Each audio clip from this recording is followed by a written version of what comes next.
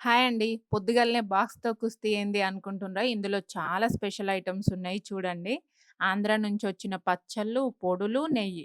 అక్కడ ప్యూర్ ఇంట్లో చేసిన ఆవు నెయ్యి అయితే రూ. 3,500 కేజీ అంట. మన దగ్గర అయితే అంత లేదులెండి. ఐటెమ్స్ మీద తినే వాళ్ళ పేరు రాసుంటదంటే ఇదేనేమో. అసలు పంపుతామని ఆళ్ళు అనుకోలేదు. తీసుకుంటామని మేము అనుకోలేదు. ఇంతకి ఇవెక్కడి నుండొచ్చినాయో చెప్పలేదు గదా! వీటిని భీమవరం నుండి మా ఆయన వాళ్ళ ఫ్రెండ్ పంపించింది. మా ఆయన మొన్న విజయవాడ హుండీ కౌంటింగ్ సేవకు పోయిండు.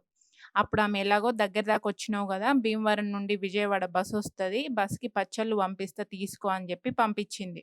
3 రకాల పచ్చళ్ళు, కరివేపాకు పొడి, నెయ్యి, 2 రకాల స్వీట్సు, చక్కెర కేళి అరటిపళ్ళు, సపోటా పండ్లు ఇన్ని రకాలు పంపించింది. పచ్చళ్ళైతే అసలు ఏమన్నున్నాయా మస్తు టేస్టున్నాయి.